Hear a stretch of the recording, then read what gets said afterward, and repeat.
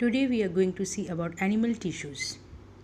Animal tissues ਜਿਹੜੇ ਨੇ based upon the function they are of four types: epithelial tissues, connective tissues, muscular tissues and nervous tissues. So one by one in each class ਆਪਾਂ ਇਹਨਾਂ ਦੇ ਬਾਰੇ ਦੇਖਾਂਗੇ. Hardly in 3 more class ਆਪਣਾ ਆਹ ਵਾਲਾ topic complete ਹੋ ਜਾਊਗਾ. That means your chapter tissue will be completed. So major types of animal tissues: epithelial tissues, connective tissues, muscle tissues, nervous tissues. Actually ਜੇ ਆਪਾਂ ਦੇਖੀਏ ਆਪਾਂ ਜਦੋਂ ਰਿਸਪਾਇਰ ਕਰਦੇ ਹਾਂ, ਠੀਕ ਹੈ, ਆਪਾਂ ਜਦੋਂ ਇਨਹੇਲ ਕਰਦੇ ਹਾਂ ਆਕਸੀਜਨ, ਆਪਾਂ ਜਦੋਂ ਬਰੀਥ ਕਰਦੇ ਹਾਂ, ਠੀਕ ਹੈ, ਆਕਸੀਜਨ ਆਪਣੇ ਅੰਦਰ ਜਾਂਦੀ ਹੈ, ਬਟ ਆਪਣੇ ਲੰਗਸ ਵਿੱਚ ਜਾ ਕੇ ਉਹ ਕਿੱਥੇ ਜਾਂਦੀ ਹੈ? ਕਿ ਉਹ ਲੰਗਸ ਦੇ ਵਿੱਚ ਹੀ ਰਹਿੰਦੀ ਹੈ? ਨਹੀਂ ਨਾ, ਲੰਗਸ ਤੋਂ ਉਹ ਕਿੱਥੇ ਜਾਂਦੀ ਹੈ? ਟਿਸ਼ੂਜ਼ ਦੇ ਕੋਲ ਜਾਂਦੀ ਹੈ ਜਿਨ੍ਹਾਂ ਨੂੰ ਆਕਸੀਜਨ ਦੀ ਲੋੜ ਹੈ, ਠੀਕ ਹੈ, ਆਪਣੇ ਮੈਟਾਬੋਲਿਕ ਰਿਐਕਸ਼ਨਸ ਕਰਨ ਲਈ. ਸੋ ਉਹ ਕਿੱਦਾਂ ਜਾਂਦੀ? ਆਪਣੇ ਆਪ ਤੇ ਜਾ ਨਹੀਂ ਸਕਦੀ. With the help of blood ਉਹਨੂੰ ਲੈ ਕੇ ਜਾਂਦਾ ਹੈ ਟਿਸ਼ੂਜ਼ ਦੇ ਕੋਲ, ਠੀਕ ਹੈ. ਲਾਈਕਵਾਈਜ਼ ਜਦੋਂ ਆਪਣਾ ਖਾਣਾ ਡਾਈਜੈਸਟ ਹੁੰਦਾ, ਐਬਜ਼ਰਬਡ ਹੋ ਜਾਂਦਾ, ਈਵਨ ਹੈ ਨਾ, ਉਸ ਐਬਜ਼ਰਬਡ ਫੂਡ ਨੂੰ ਮਤਲਬ ਐਨਰਜੀ ਦੇਣ ਲਈ with the help of blood ਉਹ ਜਿਹੜੇ ਐਨਰਜੀ ਸੋਰਸ ਆ ਉਹ ਕਿੱਥੇ ਜਾਂਦਾ ਹੈ? ਉਹ ਟਿਸ਼ੂਜ਼ ਕੋਲ ਜਾਂਦਾ ਹੈ. ਸੋ ਕਹਿਣ ਦੀ ਗੱਲ ਇਹ ਆ ਬੇਸਿਕਲੀ ਕਿ ਜਿਹੜਾ ਆਪਣਾ ਬਲੱਡ ਹੈ it is a type of a tissue, ਠੀਕ ਹੈ. ਐਂਡ ਅਦਰ ਦੈਨ ਦਿਸ ਜੇ ਆਪਾਂ ਦੇਖੀਏ ਮਸਲਸ, ਠੀਕ ਹੈ, ਜਿਹੜੀਆਂ ਮਸਲਸ ਨੇ ਆਪਾਂ ਕਿੱਦਾਂ ਆਪਣੇ ਬੋਡੀ ਪਾਰਟਸ ਨੂੰ ਕਿੱਦਾਂ ਮੂਵ ਕਰ ਸਕਦੇ ਹਾਂ? How we can able to move our body parts with the help of muscles only. Muscles ਹੀ ਨੇ ਜਿਹੜੀਆਂ ਉਹ ਹੈਲਪ ਕਰਦੀਆਂ ਨੇ, ਹੈ ਨਾ. ਸੋ ਇਹ ਸਾਰੇ ਟਿਸ਼ੂਜ਼ ਜਿਹੜੇ ਨੇ ਇਹਨਾਂ ਦਾ ਬਹੁਤ ਹੀ ਇੰਪੋਰਟੈਂਟ ਰੋਲ ਹੈ. ਜਿਵੇਂ ਐਪੀਥੀਲੀਅਲ ਟਿਸ਼ੂਜ਼ ਜਿਹੜੇ ਨੇ ਉਹ ਆਪਣੀ ਬੋਡੀ ਕੈਵਿਟੀਜ਼ ਨੂੰ, ਆਪਣੀ ਬੋਡੀ ਲਾਈਨਿੰਗ ਨੂੰ ਕਵਰ ਕਰਦੇ ਨੇ, ਹੈ ਨਾ, ਐਂਡ ਗਲੈਂਡਸ ਫਾਰਮ ਕਰਦੇ ਨੇ. ਕਨੈਕਟਿਵ ਟਿਸ਼ੂਜ਼, ਕਨੈਕਟਿਵ ਤੋਂ ਜਿਵੇਂ ਨੇਮ ਪਤਾ ਲੱਗਦਾ ਹੈ, ਇਹ ਬਾਈਂਡ ਕਰਦੇ ਨੇ ਡਿਫਰੈਂਟ ਔਰਗਨਸ ਨੂੰ ਇੱਕ ਦੂਜੇ ਦੇ ਨਾਲ ਐਂਡ ਸਪੋਰਟ ਕਰਦੇ ਨੇ ਬੋਡੀ ਨੂੰ. ਮਸਲ ਟਿਸ਼ੂਜ਼ ਮੂਵਮੈਂਟ ਦੇ ਲਈ ਹੈਲਪਫੁਲ ਨੇ. And last is nervous tissue ਜਿਹਦੇ ਵਿੱਚ ਕਿ ਨਿਊਰੋਨਸ ਆ ਜਾਂਦੇ ਨੇ ਜੋ ਕਿ ਸੈਂਸਿਸ ਐਂਡ ਟਰਾਂਸਮਿਟ ਸਿਗਨਲਸ ਜਾਂ ਇੰਪਲਸਿਸ ਲਈ ਰਿਸਪੋਂਸੀਬਲ ਨੇ. ਜੇ ਐਪੀਥੀਲੀਅਲ ਟਿਸ਼ੂਜ਼ ਦੀ ਆਪਾਂ ਗੱਲ ਕਰੀਏ ਜਿਹੜਾ ਸਿੰਪਲੈਸਟ ਟਿਸ਼ੂ, ਇਹ ਇੱਕ ਕਵਰਿੰਗ ਜਾਂ ਪ੍ਰੋਟੈਕਟਿਵ ਟਿਸ਼ੂਜ਼ ਨੇ ਜੋ ਕਿ ਸੈਪਰੇਟ ਕਰਦੇ ਨੇ ਅੰਡਰਲਾਈਂਗ ਟਿਸ਼ੂਜ਼ ਨੂੰ ਬਾਏ ਫਾਈਬਰਸ ਬੇਸਮੈਂਟ ਮੈਮਬ੍ਰੇਨ, ਠੀਕ ਹੈ. Hence always grow on other tissues. So ਇਹ ਕੀ ਕਰਦੇ ਨੇ? ਇਹ ਇੱਕ ਪ੍ਰੋਟੈਕਸ਼ਨ ਦਿੰਦੇ ਨੇ, ਇੱਕ ਕਵਰਿੰਗ ਦਿੰਦੇ ਨੇ ਆਪਣੇ ਟਿਸ਼ੂਜ਼ ਨੂੰ.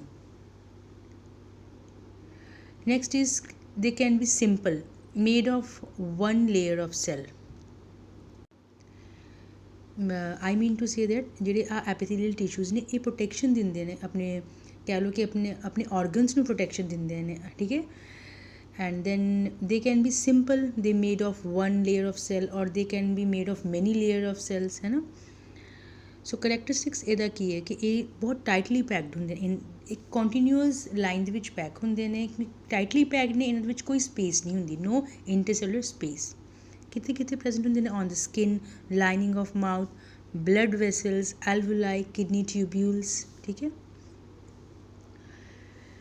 ਇਟ ਕਵਰਸ ਦ ਔਰਗਨਸ, ਇਹ ਔਰਗਨਸ ਨੂੰ ਕਵਰ ਕਰਦੇ ਨੇ ਐਂਡ ਕੈਵਿਟੀਜ਼ ਨੂੰ ਕਵਰ ਕਰਦੇ ਨੇ ਬੋਡੀ ਦੇ ਵਿੱਚ ਐਂਡ ਸੈਪਰੇਟ ਕਰਦੇ ਨੇ ਡਿਫਰੈਂਟ ਸਿਸਟਮਸ, ਡਿਫਰੈਂਟ ਔਰਗਨਸ ਨੂੰ ਫਰੋਮ ਈਚ ਅਦਰ, ਠੀਕ ਹੈ. ਈਵਨ ਇਹ ਆਪਣੀ ਬੋਡੀ ਨੂੰ ਪ੍ਰੋਟੈਕਟ ਕਰਦੇ from drawing, from any injury ਔਰ ਫਰੋਮ ਐਨੀ ਇਨਫੈਕਸ਼ਨ, ਕਿਉਂਕਿ ਇਹ ਆਪਣੀ ਆਊਟਰ ਲੇਅਰ ਆਫ ਸਕਿਨ 'ਤੇ ਵੀ ਪ੍ਰੈਜ਼ੈਂਟ ਹੁੰਦੇ ਨੇ. ਐਪੀਥੀਲੀਅਲ ਟਿਸ਼ੂਜ਼ ਦੀਆਂ ਅੱਗੇ 4 to 5 ਟਾਈਪਸ ਹੁੰਦੀਆਂ ਨੇ. ਇਨ ਯੋਰ syllabus there are 4 types only, but actually it has 5 types: squamous, cuboidal, columnar, ciliated and glandular. So this is a table which shows structure and the location of different types of epithelial tissues. So one by one we will discuss in detail. Simple squamous epithelium, ठीक है, ये किथे पाए जाते हैं? They are found in the peritoneum of column and endothelium lining of the blood vessels ये present होंगे ने. Also they are found on the surface of the skin the surface ਤੇ ਵੀ present ਹੁੰਦੇ ਨੇ. ਜੇ ਆਪਾਂ ਸਟਰਕਚਰ ਦੇਖੀ, polygonal shape and thin delicate and flat structure ਹੈ. ਨਿਊਕਲੀਅਸ ਸੈਂਟਰ ਦੇ ਵਿੱਚ present ਹੈ. ਜਿਵੇਂ ਇੱਕ ਫਲੈਟ ਟਾਈਲਸ ਹੁੰਦੀਆਂ ਨੇ ਨਾ, ਉੱਦਾਂ ਦਾ ਆਪਾਂ ਨੂੰ ਇਹਦਾ ਵਿਊ ਦਿਖਦਾ ਹੈ। ਇਸ ਕਰਕੇ ਇਹਨਾਂ ਨੂੰ ਪੇਵਮੈਂਟ ਐਪੀਥੀਲੀਅਮ ਵੀ ਕਹਿ ਦਿੰਦੇ ਨੇ, ਕਿਉਂਕਿ ਪੇਵਮੈਂਟ ਜਿਵੇਂ ਕੋਈ ਰਸਤਾ ਹੁੰਦਾ ਹੈ ਨਾ ਜਿੱਥੇ ਟਾਈਲਸ ਬਣੀਆਂ ਹੁੰਦੀਆਂ ਨੇ। ਫੰਕਸ਼ਨ ਕੀ ਹੈ? Filtration and diffusion of material.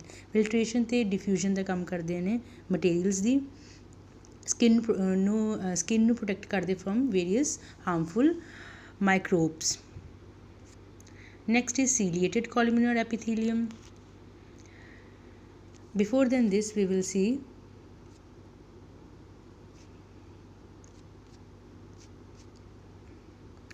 ciliated columnar epithelium. ਇਹ ਕਿੱਥੇ ਪ੍ਰੈਜ਼ੈਂਟ ਹੁੰਦੇ ਨੇ? They are found in the upper respiratory tract fallopian tubes of vertebrates. ਠੀਕ ਹੈ, ਜਿਹੜਾ ਆਪਣਾ ਅਪਰ ਰੈਸਪੀਰੇਟਰੀ ਟਰੈਕ ਹੈ ਉੱਥੇ ਪ੍ਰੈਜ਼ੈਂਟ ਹੁੰਦੇ ਨੇ, ਤਾਂ ਕਿ ਕੋਈ ਵੀ ਬਾਹਰੋਂ ਜਿਹੜੀ ਵੀ ਆਪਾਂ ਏਅਰ ਇਨਹੇਲ ਕਰਦੇ ਪਏ ਹਾਂ ਉਹ ਜਦੋਂ ਅੰਦਰ ਜਾਂਦੀ ਆ, ਜਿਹੜੇ ਵੀ ਮਾਈਕਰੋਬਸ ਨੇ, ਅਨਵਾਂਟਡ ਮਾਈਕਰੋਬਸ, ਉਹ ਬਾਹਰ ਹੀ ਰਹਿ ਜਾਣ। ਠੀਕ ਹੈ, ਇਸ ਤੋਂ ਇਲਾਵਾ ਫੈਲੋਪੀਅਨ ਟਿਊਬਸ ਜਿਹੜੀ ਇੱਕ ਵੂਮਨ ਦੇ ਯੂਟਰਸ 'ਚ ਹੁੰਦੀਆਂ ਨੇ, ਉਹਦੇ ਵਿੱਚ ਵੀ ਇਹ ਪ੍ਰੈਜ਼ੈਂਟ ਹੁੰਦੇ ਨੇ ਮੂਵਮੈਂਟ ਵਾਸਤੇ।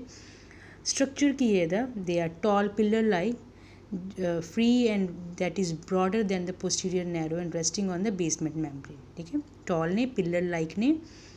anterior ਜਿਹੜਾ free end है, थोड़ा ਜਿਹਾ देख सकते हो ਜਿਹੜਾ anterior end है ਉੱਪਰ ਵਾਲਾ end ਥੋੜਾ ਜਿਹਾ broad है compared to ਨੀਚੇ ਵਾਲੇ end ਤੋਂ, ਤੇ ਨੀਚੇ ਇੱਕ basement membrane ਤੇ ਇਹ ਸਟੈਂਡ ਹੁੰਦੇ ਨੇ।